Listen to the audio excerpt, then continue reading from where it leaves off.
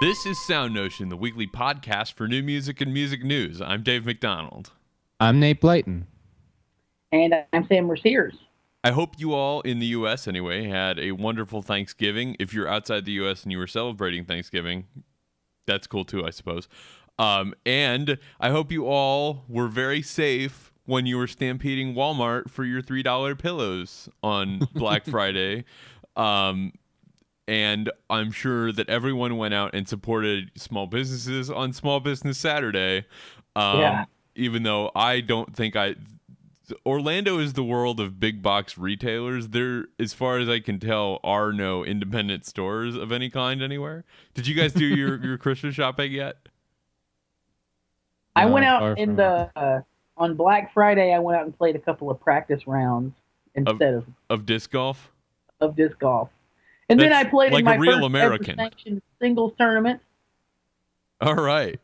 I finished dead in the middle of the pack. Yay! Well, if you're wondering what you should get for people for Christmas that listen to this show, or maybe even us, we're open to that. We'll have some picks for shopping ideas for your composer and musician friends later in the show. But first, we have the big news of the week. There wasn't a lot of news this week because of the holiday in the U.S., but the big news of the week is Rocco Landesman is stepping down.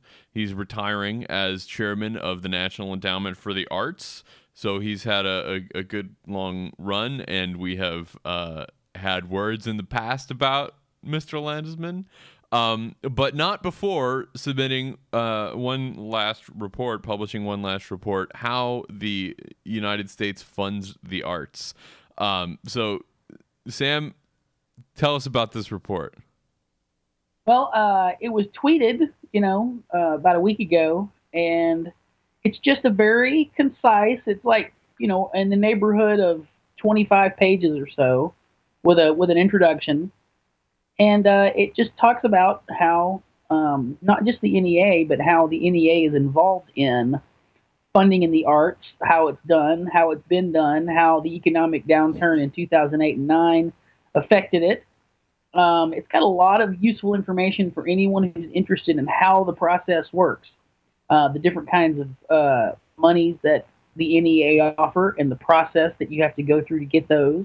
Like, I learned some stuff about the small town grants they give out for smaller projects of $10,000. And in liberal education, there's a lot of push these days towards, defining place and, working to kind of coalesce a sense of community around a place and these kinds of things. And they've got another project specifically designed for that. But it also has just lots of very good information about, like, the breakdown of how most not-for-profit organizations pay the bills. Yeah. And the largest percentage of that is from earned income, ticket sales, and everything else.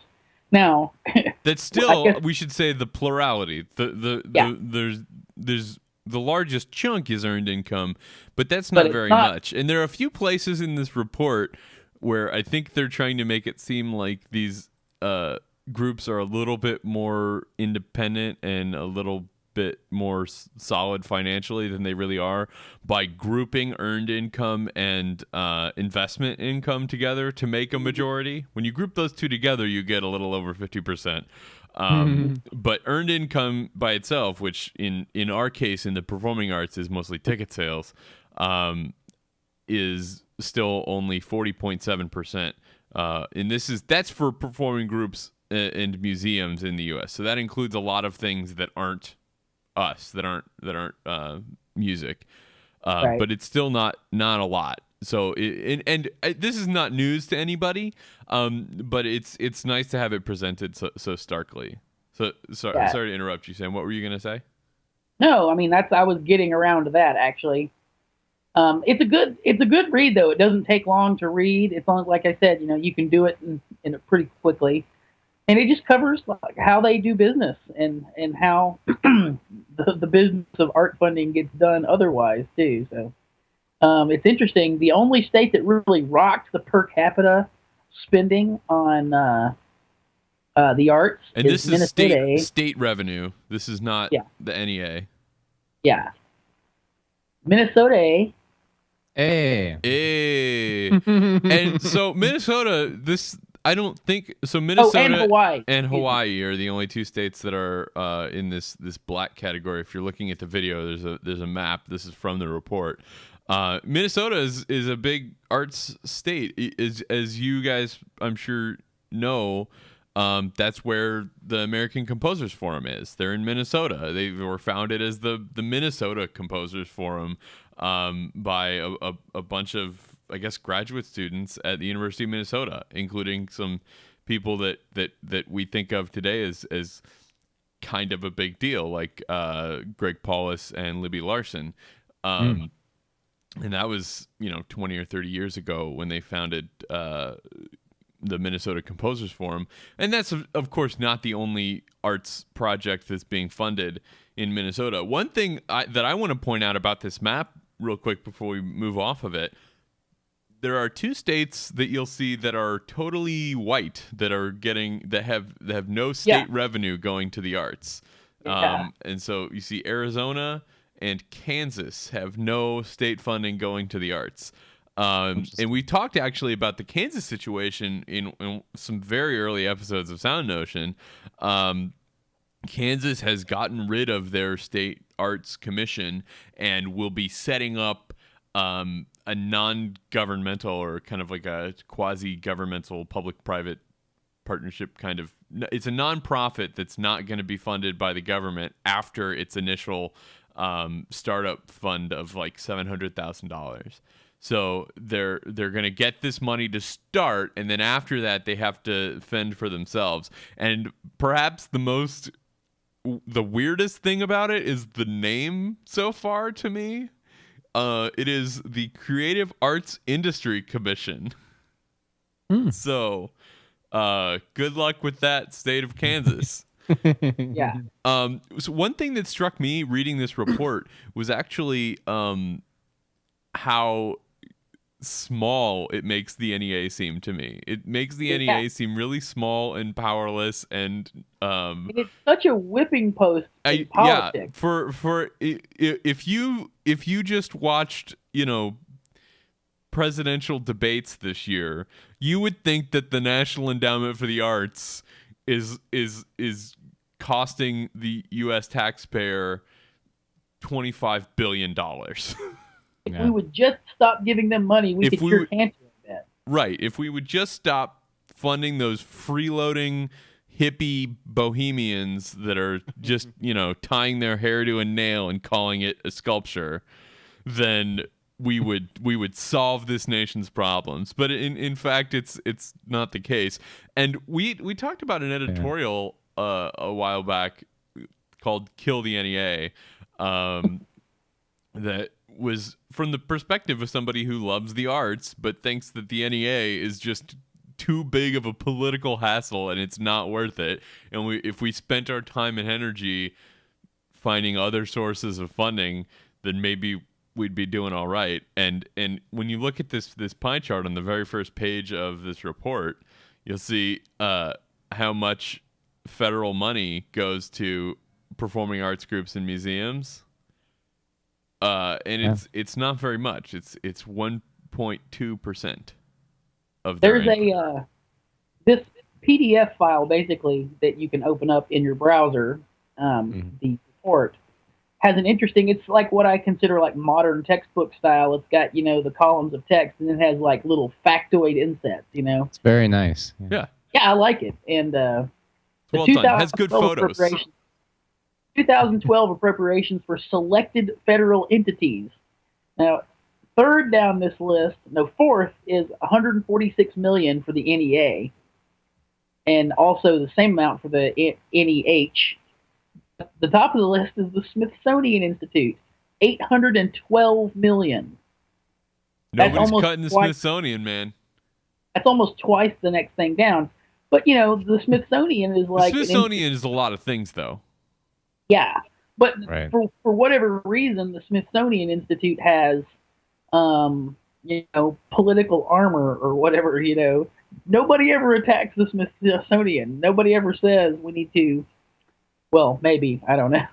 Right. The news outlets that I see, you don't have people slamming their fist and demanding that we get rid of the Smithsonian Institute. So Right. this would have been good, and when we brought this up. This was published earlier in the week, but this would have been a good thing to print out and bring to Thanksgiving with you, so that when you and Uncle Fred start arguing about federal funding for the arts, Yeah. you Be can like, demonstrate to him "No." through pictures and infographics that it's really not gonna solve anybody's budget crisis if we killed the NEA. If the NEA was 10 times larger and then we killed it, it would not solve any budget problems. Yeah. So- That's funny. That's pretty much it on the NEA story. I think we've beaten No, that. no, no, Unless no. you guys I got want to one say more something thing. about Rocco. I've got one more thing about the report. Oh, okay, go ahead. Yeah. The most interesting thing in the whole report to me was talking about other government departments that are using the Yes. arts, whatever that means. Talk about that. Using the arts in their departments, and like the agencies are U.S. Geological Survey, the Department of Defense, Department Bureau of Educational and Cultural Affairs, which is not surprising, General Service Administration, I don't know what that means, Mhm. Housing and Urban Development, National Forest Service, and the National Park Service. So, I'm surprised unless the they're Department of being Education is not on administered in a that very list. wasteful way, I think those are good things. They're good things unless they're bad things. Let's put it that way. Well, Right. and that's kind of the arts used to express ideas about things that really impact people's lives, I think, Yeah. or to educate them about extra musical things, which is very cool. It's certainly not the only way that arts should be in our world, but it's cool that these other agencies see their value and are supporting them. So Right. very cool stuff. The last thing, you guys remember this story about Rocco, right? Yes. Rocco said there were too many theaters, and I feel like we were a little harsh on him because it was kind of a quote out of context. And that's kind of the thing that I think among music bloggers anyway, he's going to be remembered for, which I don't think is fair, because he did oversee a lot of growth in the NEA. And the number of arts organizations in the U.S. has been flourishing. Some would say because of, some would say in spite of his leadership. But it's been a good run for the NEA. And somehow, though, not everybody sees how good the arts have had it for the last few years. And the next story we have is a conversation that's in the New York Times about saving classical music. Did you guys know that classical music is in need of a savior? Because We some already people believe decided that that was Gustav Dudamel, didn't we? Say what? We already decided that was Dudamel, didn't we? I suppose, yeah. The Gustavo Dudamel is the savior, but There was an editorial. what about the that. people that are not in Los Angeles? Yeah, I was pretty sure it was Leonardo DiCaprio saving them on this sinking ship that Right. with the picture they have and everything, yeah. So, the New York Times has started this discussion, and it's I don't know if it's going to continue, but they posed this question on saving classical music, and they have offered to kind of incorporate people's responses into this, and it's supposed to be published. The response is supposed to be published today, as we're recording this. I don't think it's out yet. We're recording this a little earlier in the day than we normally do. But I don't know. What do you guys think about this attitude of classical music needing saving? It seems to me that classical music is doing all right as this kind of nebulous entity of the arts, or classical music even more particularly, despite the fact that individual institutions, even really big institutions like the Philadelphia Orchestra may be struggling financially, there are a lot of smaller groups that are not measured, that are harder to measure than the Philadelphia Orchestra, that seem to be doing all right. These small upstart groups, these cultural startups, if you will. There you go. Right. What do you think? What do you think, Sam? Nate? I think that couching it in terms of saving it is the wrong way to think about it. I think if you want to have a talk about what classical music needs to do going forward, I think it's more beneficial to talk of it in terms of adapting. Mm-hmm. It is doing fine in a lot of ways, and individual organizations are figuring out how to handle their problems. But I think the overall thing is that, they're still all operating on a model that's really not sustainable, and they're all having to adapt to figure out how to make it work. And that's the way to think of it, I think, rather than saving it. Because saving it, to me, seems we're going to figure out a way to continue doing it the way we've been doing it, and right. That's just not going to work. That's how I've heard this discussion of classical music, and jazz kind of works in the same way of it being a tradition that we're supposed to uphold because it's got all this weight behind it, the many years of development or centuries and everything. And I don't know. I think music is kind of taking its course. The thing, like what he was saying about the demand not being there for like going to a theater and seeing this classical music. Like people are still going out and seeing music. It's just not that music anymore. And I don't know how to change that or like backpedal to a different century when that was the culture of like going out and engaging with this music in that way. And I think he makes. Sorry, go ahead. No, go ahead. Dave. He makes this kind of. It's really snobby and. Yes. He's talking down to people that don't like classical music, which is a terrible way to get people to like classical music. This is a huge problem in classical music outreach, and for me, it has almost stigmatized the word outreach. Like, we are in this ivory tower surrounded by these Mongol hordes, and we send out emissaries to the barbarians. And I know I'm mixing my metaphors because I'm trying not to offend any particular ethnic group. And we send out these emissaries to the savages to get them to appreciate. If only they would appreciate this stuff that we think is great, then all of our social ills would be cured and our arts would be financially viable and we wouldn't have these problems anymore. And it's such a terrible way to go about it. In fact, there's a line in here that just drove me up a wall. The future of classical, this is a quote, the future of classical music lies with the younger generation, which must be weaned away from the cacophony of rock and the neon glitter of American Idol type TV shows. Instead of dragging children to concerts where they squirm with boredom, rent some old movies featuring soundtracks of classical music, unquote.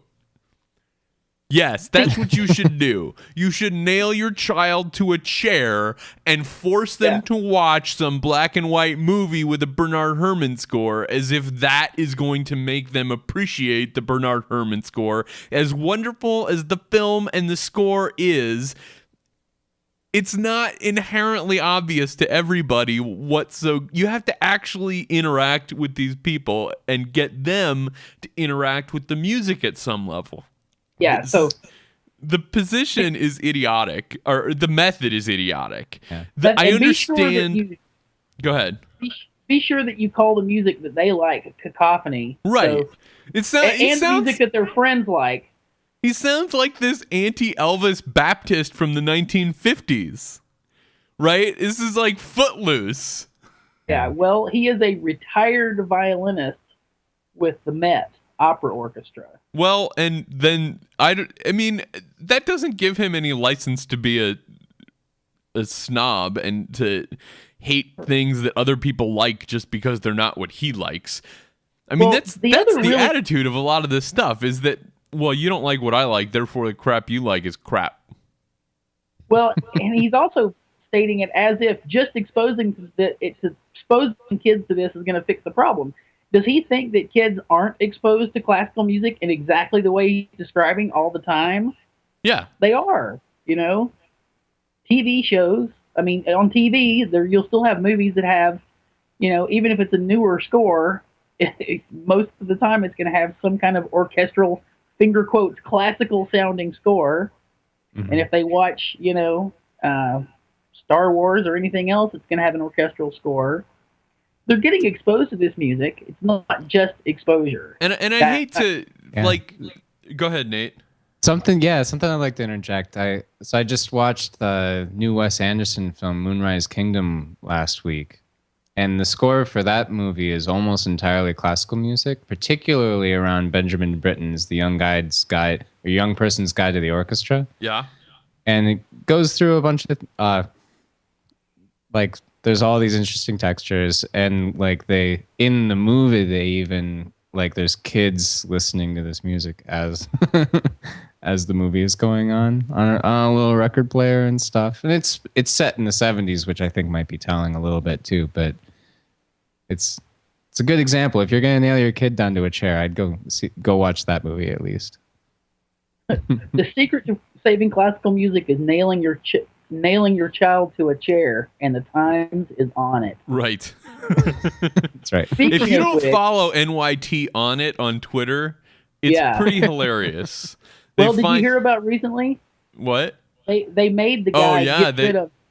They had to get rid of the script or old English T thing because it looked too much like the Times logo. Yeah. Anyway, NYT on it. Go follow them on Twitter. What I was gonna say is just kind of to maybe wrap this up, this story up. This has been a story for a very long time. It's not like, the death of classical music hasn't been heralded every month for the last 200 years. And I normally try to ignore these stories, but when they're presented in this way in kind of the paper of record, and not just the paper of record, but the paper of record for the arts in the United States, I think it deserves a little bit more attention than when it's just a random blog post or a silly book that nobody reads. So that's why we're talking about it today. I love the New York Times. If there were a way to, for a reasonable price, subscribe to just the arts section of the New York Times and maybe the 538 blog, I would totally do that. So it's a wonderful publication, but this dialogue that they're trying to start is founded on such a ridiculous premise by such a ridiculous snob. I'm curious to see what's going to happen. I'm simultaneously disappointed in the guy, but curious to see what happens in the reactions to this. Well, maybe by the time this show actually goes up, the responses will be published, and we'll have a link to those in our show notes at soundnotion.tv/SN, and you can read those yourself. I think it's going to be a bunch of people indulging heavily in confirmation bias and agreeing with him. There've got to be people like us and our friends who read this thing and think classical music's not dying. I mean, sure, fewer people are listening to Vivaldi, but that doesn't mean classical music's not dying. That means old people are dying. Yeah. If there's anything to report next week, we'll report it. Right. Mm-hmm. And don't be surprised if we don't. In fact, actually, next week, we have Margie Waller from the Topos Partnership, public interest group, who's done some research on public interest in the arts. So, in fact, she might have some insight into both this story of the death of classical music and the arts in general, and also the last story that we talked about, the NEA study. So, she might even have some thoughts about the next story. Oh, yes? Tell me more, Samuel. Speaking of outreach, I I'm not sure how well this worked, but a much better idea than telling the young people that their music is crap. The Mobile Symphony, as in Mobile, Alabama. Yep, has started a new program called the Tweet Seats. Now, we've all heard different things about, using social media in concerts, but all this is, it's just a row of seats that are in the back and more. I don't know if they set them off in some other way other than putting them in the back, but it is the okay to tweet aisle. Right. So if you're sitting there. This is a new person, a non-classical music person. This is a complete classical noob. And in the story, you can actually it kind of gives a rundown of the experience of going to the concert and then a list of the tweets that this person made. Well, not all of them, I guess, but a random selection of the tweets. And to me, I think this is a step in the right direction because the guy says, I'm a noob. I listened to the music in a different way because I knew I was sort of responsible for responding to it in text. So the act of thinking about what to say, and this is all obvious stuff that we all know because we've all been to music school, the how to think about music starts changing as soon as you have to start trying to describe it to other people in words, Right, and that's the thing that I think is the most interesting. And I when I read this, I started thinking about some way that something like this could be incorporated into an educational curriculum, because this person who we should name, I suppose, is describing Robert McClendon. Thank you. Is describing this experience where first he felt weird about tweeting, but he then, as he got into it, got to the point where he was like, well, crap, what am I going to say? And so he really felt that he was listening harder and more actively and thinking about what he was listening to so that he could have something else to say on Twitter.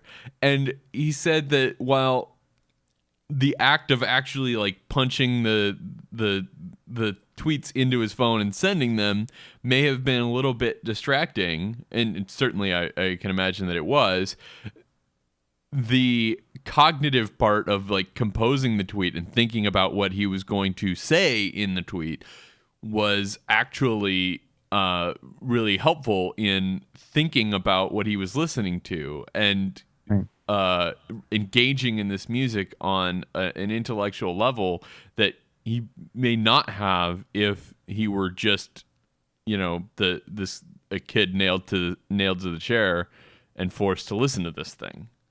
It's interesting that you mentioned this as an educational thing too, because it reminds your description and some of these things. It reminds me of what I used to do at new music concerts, where I set it up for myself where I was supposed to write a couple sentences on the program about each piece, just so that I'd be able to retain it at the end and everything, be able to go back and listen to recordings and compare my first impression to later repeated listenings and stuff. And I found myself in the audience always kind of writing as quietly and as subtly as I could so that people wouldn't see me. I wouldn't be bothering people. Right.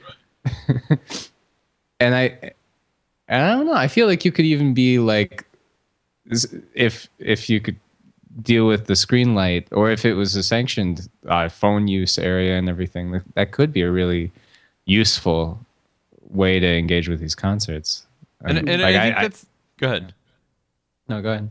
I was gonna say, I think that's kind of the trick of the tweet seats is that the screen light could be distracting to some people. I understand that, but at the same time, that's the world we live in, and you should get over it, because it's not going away. But by putting them in the back, which is a little condescending, but I mean that's the place that they're not gonna bother anybody with the light. It's amazing how quickly the distraction dissipates as you get away from where the distraction is occurring. I've been to concerts where I've been in the same hall as another person who was not really that far away from me, and after the concert we would talk and they would say, oh man, this person behind me was talking or coughing, and it was really driving me nuts during the concert. And I was maybe 20 or 30 feet away, and I didn't hear any of that. And I think we oftentimes overestimate the extent to which a distraction can destroy somebody else's concert-going experience. Ruining it for everybody. I know. Right. And, there's obviously a trick to be had. Somebody's computer speakers are up a little loud. But there's obviously a trick to figuring out exactly where that line is.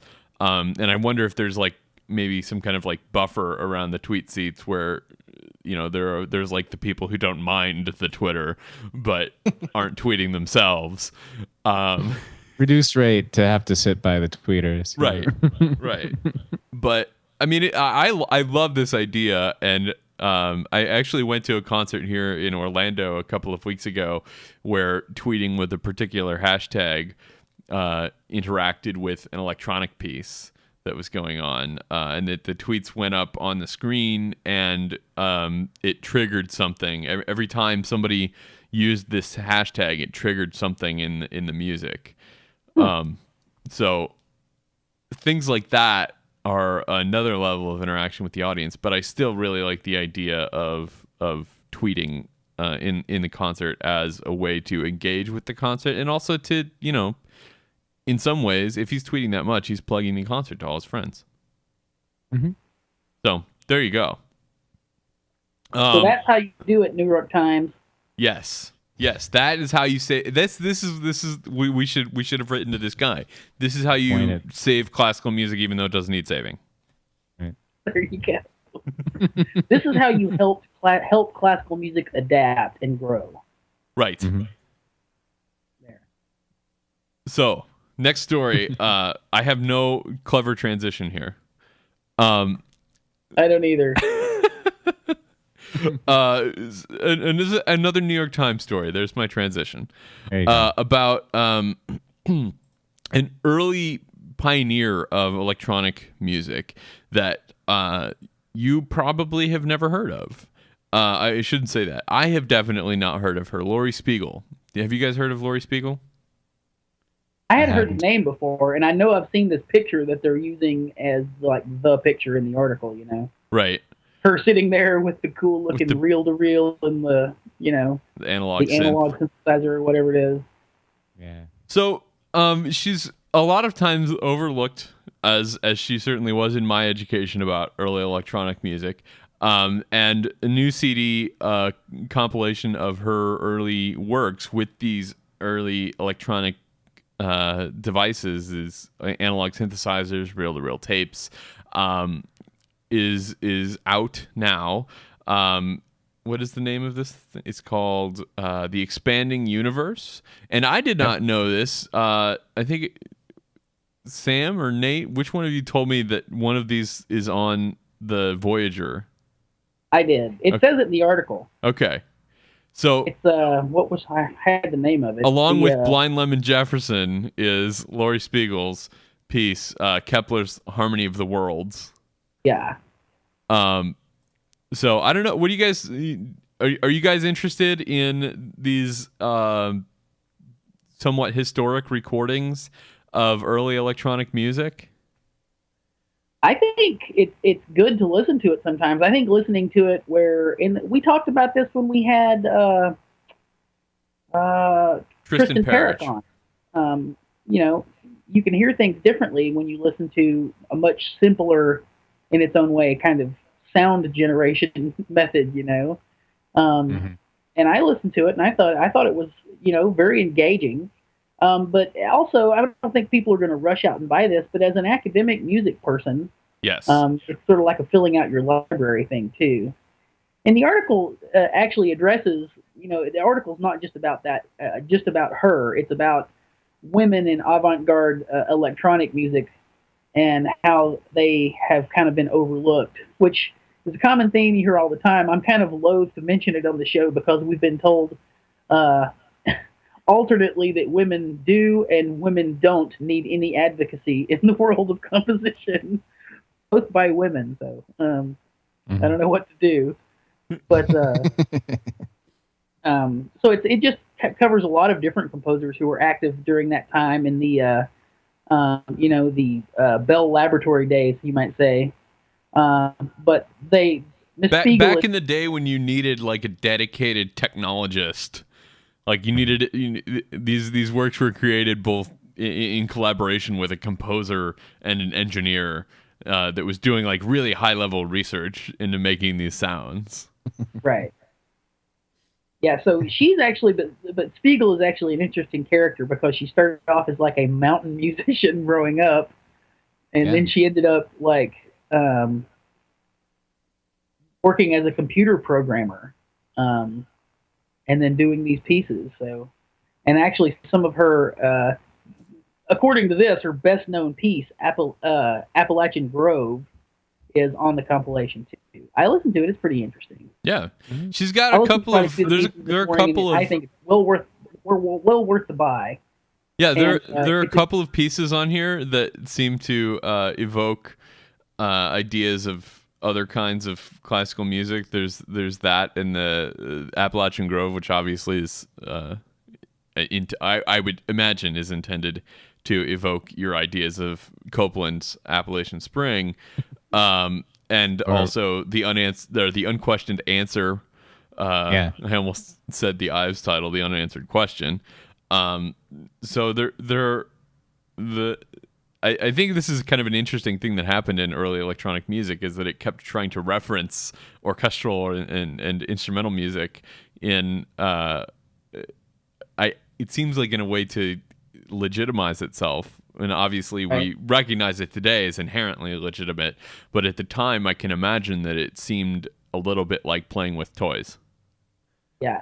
I mean, sometimes it is still playing with toys because they're pretty nice toys. Nate plays with toys all the time. Yep. In These fact, are the toys I had growing up. I was going to say you were just working on a piece with Connect, which is actually a toy. Right. Exactly. But if there's anyone out there who wants to know more about early electronic female composers, there's a bunch of names in this article that will give you a good start, and you can go Wikipedia yourself away. And you should get your 8 or 9 year old daughter a soldering iron. Yeah, right. Because this article opens with a direct quote from Laurie Spiegel. I was lucky in that when I was 8 or 9 and might have gotten music lessons or a doll, my father gave me a soldering iron instead. So get your 8 or 9 year old daughter a soldering iron and supervise her carefully while she uses it, because them things are dangerous. I was just saying to these guys earlier in the show, like if you did that today, somebody would call child services on you for giving your small child something as dangerous as a soldering iron. Yeah. But it's totally worth it. Yeah. You can be careful. Now, the coolest story of the day. Coolest. We talk a lot about musicians figuring out how to make ends meet and how to, figuring out how to ways to be entrepreneurs and do it themselves. This guy, what's his name? Isaiah Richardson Jr. is, you get the impression they don't go into it, but he's a gigging saxophone player in New York, but he also makes a lot of money as a street musician, playing in, near public transportation outlets and these kinds of things. But what I thought was interesting about this is that he figured out the trick to really making the cash. He has, in addition to having memorized a bunch of pop tunes, which is always good because, as he points out in the article, people love to hear what they know. He has memorized 50 different national anthems and can perform them saxophone solo. He was in the military, I think they said Marines or something. He was in a military band and traveled a lot, and he said he learned a lot of national anthems that way. And on the day that in question where they're talking to him and getting some of this information, he earns $250. They said on a good day he can earn something like $100 an hour in the right spot. So he goes to these tourist areas like the Museum of Modern Art, where there are definitely going to be people from all over the world coming in, and tries to identify just visually and maybe by listening to them speak. I don't know exactly, but he says he's gotten very good at identifying where people are from without asking them, and then playing their national anthem for them. And he has a set of flags that he'll shove in his lapel pocket. Like the article is recounting, he sees some Japanese tourists, so he grabs the Japanese flag and shoves it in his pocket and starts ripping through the not the anthem, a Japanese pop song, an old Japanese pop song.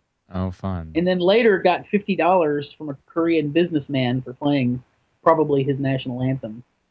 Yeah. Anyway, it's just amazing to think if you can play saxophone. I mean, I have the ability to do what this man is doing, you know? Well, not the dance. Have you seen the video of him dancing? I don't think you can do the dance. I don't have the dance.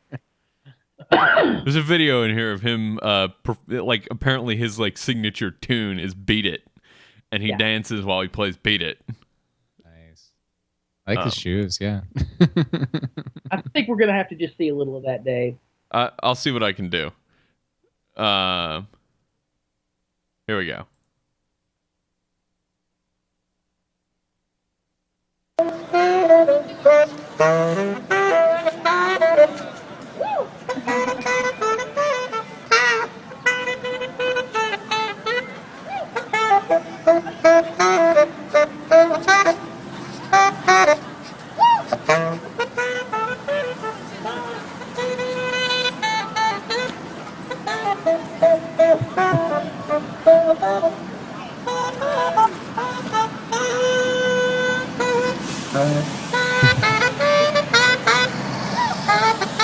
So you get the idea there. He's really able to cover some distance with that horn. Yeah, right. It's good. So that's what I'm saying. I'm not sure you're capable of. Yeah, you're right. You are right. I don't think you have those kind of moves. Not without knee replacement surgery. So is it time to move on to our fun segment? Yes. So we've been thinking for a while that it would be fun to have our to give our audience some suggestions for those people in your life that are musicians and seem to have everything, because as we all know, musicians have everything. And it's hard to shop for persnickety composers and musicians. So we have some ideas for you. I don't know how we want to do this. I'll start from the top of the list so we can kind of go around. The first thing is that you can buy as a gift Spotify Premium for somebody, and you can do this at any. So if you're spending just a little bit of money, you can buy them a month for $10, or you can buy them up to a year for $120. So a great gift for the musician in your life that loves streaming audio. The Spotify Premium gets you, if you're not familiar, first of all, no ads. If you're familiar with the Spotify free system that has ads, you get no ads. You get higher quality streams. You get 320K MP3 streams, which is pretty high quality, and you can use it on mobile. So it's a pretty good deal. Sam, do you have anything you want to share? What's your pick?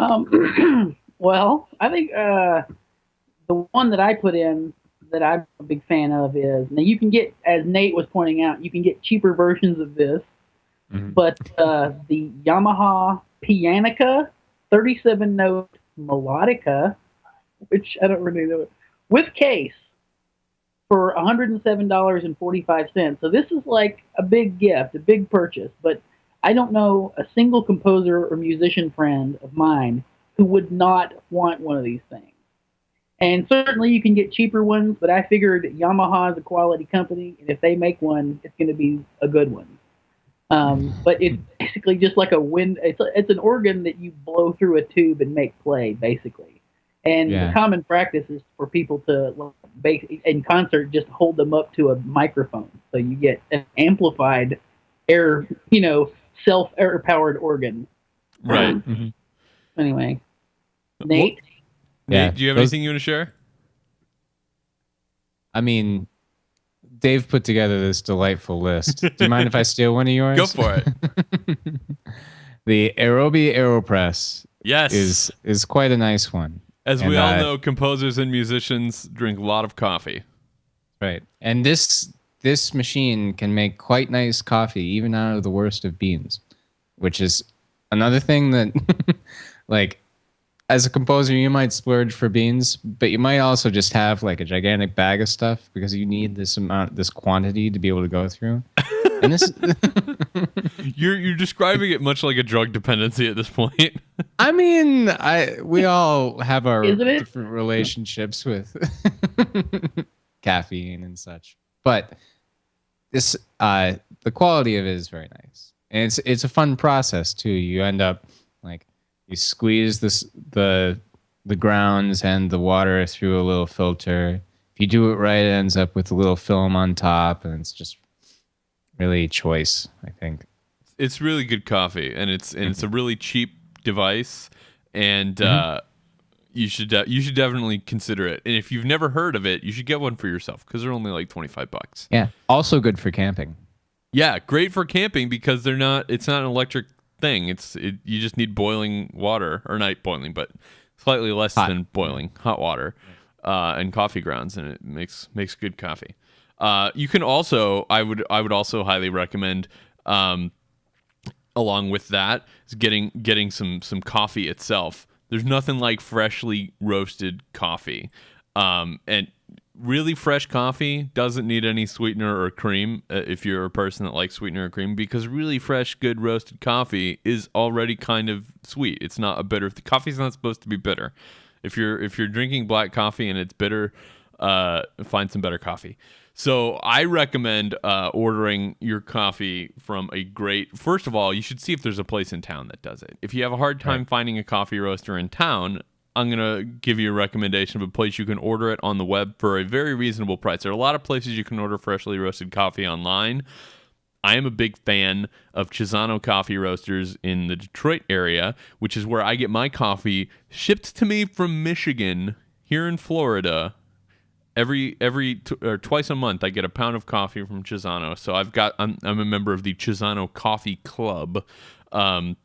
But they have a lot of stuff here for as cheap as about $17 a pound, which is more than you would pay in the store. But some places, even locally, will charge you $30 or $35 for a pound, and those places are ridiculous, and you shouldn't shop there. But good coffee.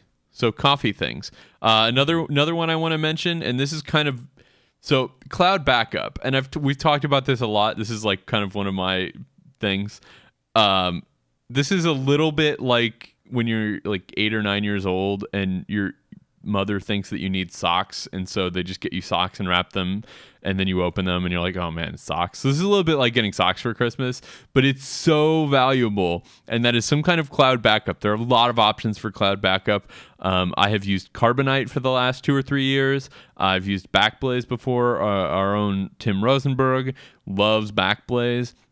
I'm right now in the process of switching over to another one called CrashPlan, because they had a fantastic sale this week, and they've got great family plans, which will cover up to 10 computers.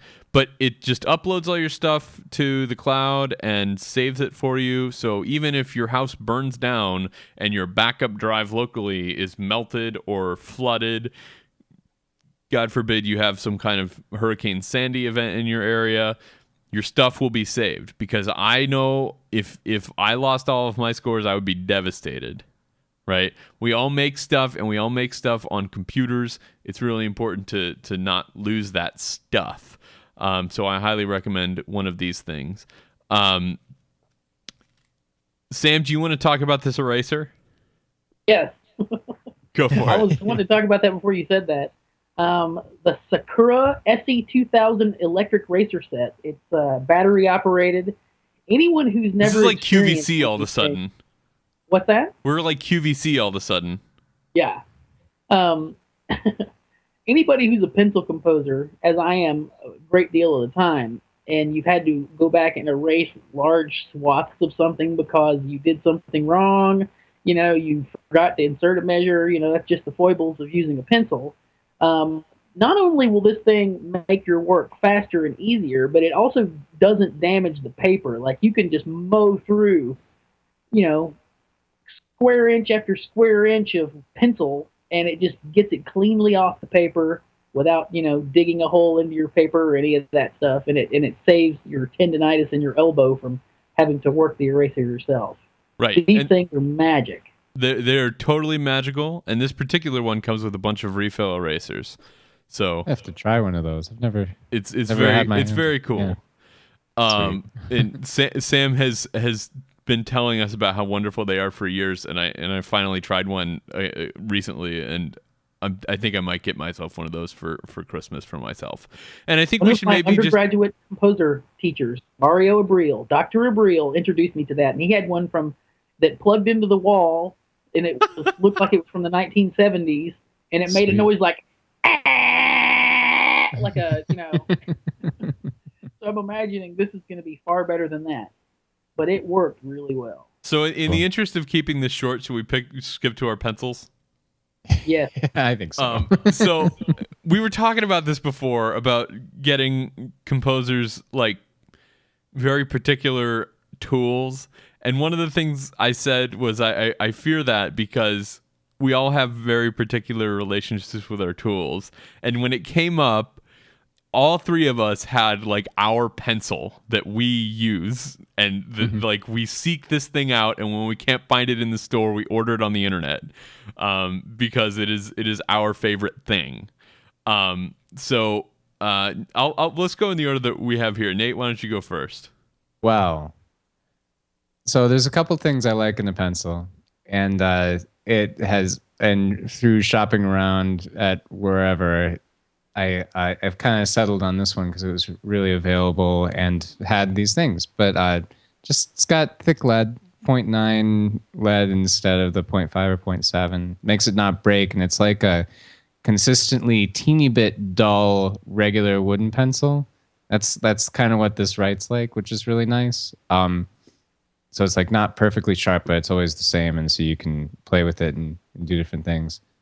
This package in particular comes with extra lead and erasers, 4 pencils, because I lose them all the time, and it's not so expensive that if you lose them, then you'll feel bad about yourself. But it's still nice things. So Nate likes the big velocity 0.9 millimeter, ridiculous, 0.9 millimeter lead. Sam, what do you got? I'm the cheapest one of the bunch, and all I can say is I might have written, like the first time I wrote a lot of music by hand, I happened to have one of these, but I am locked in. I like the Papermate Clickster, and not the padded Clickster. And these are, because they're cheap, they're harder to find. It's hard to find them locally because people will only carry the kind with the big rubber cushions. So this is the kind, there you go. So it's got the little clicker that's down next to where your finger is all the time. And, you can buy eraser refills to stick in the end of it. 0.07 lead, and the non-padded, just plastic, and it's just the way my fingers lock in on that. And lock in, like I tend to put my fingers down close to where the lead is, and that pencil just works. And a 4-pack is $1.25 at Amazon. There it is. What a deal.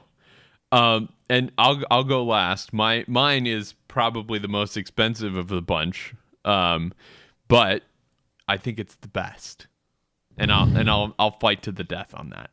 I like Nate like a big thick barrel on my pencil. This is my pencil. It's the PenTell Twist Erase, and I also like a big thick lead, the 0.9 millimeter lead. But what I like about the Twist Erase is, as the name implies, it has a really big eraser that you can twist up like such. If you're watching the video, you're seeing this. If you're not, you're not. And you should watch the video. But I always had a problem with the pencils that came with like a really small, nubbly little eraser, because I would use all of the eraser that it came with before I had even used the lead that came with the pencil.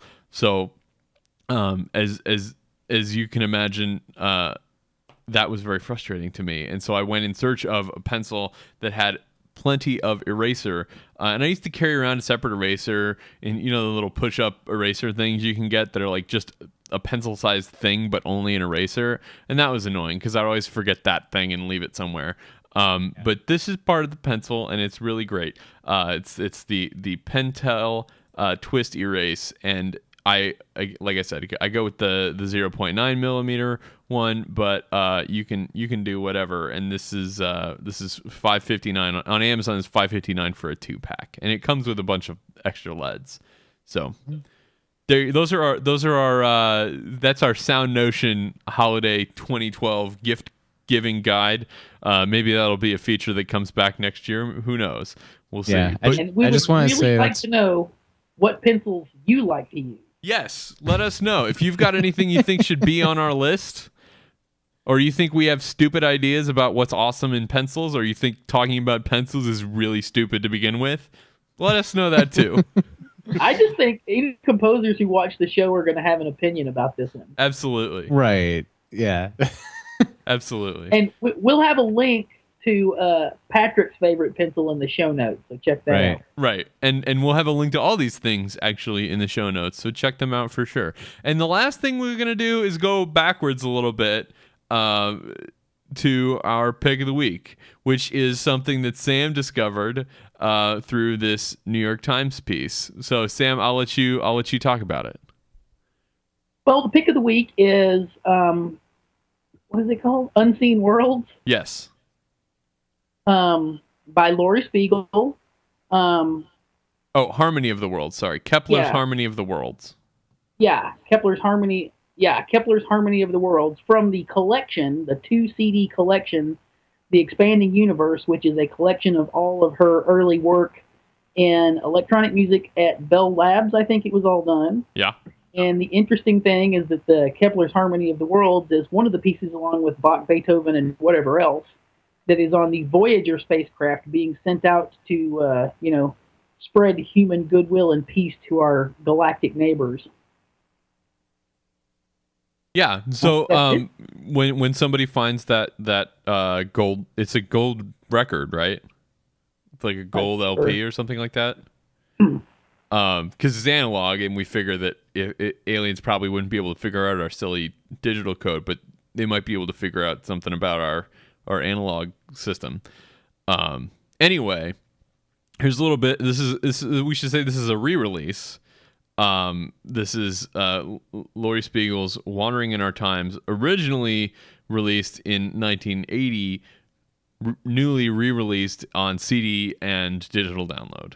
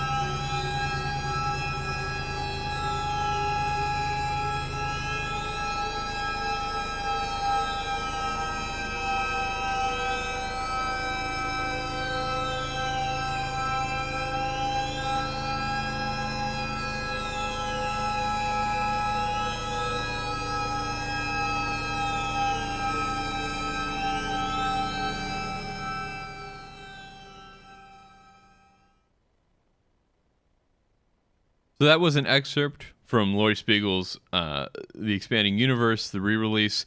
That track is called Kepler's Harmony of the Worlds. The drone that is not quite a drone in the background is really interesting to me. That it sounds on a small scale that it's staying the same, but then you hear it just kind of very gradually shifting, and through its shifting, it will sometimes lock into kind of a relatively traditional harmony, a relatively traditional interval, and then it'll just kind of slide right through that onto the next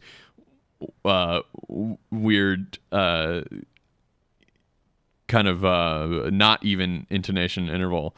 So it's I don't know. I like it a lot. It's very simple, and it grows from there.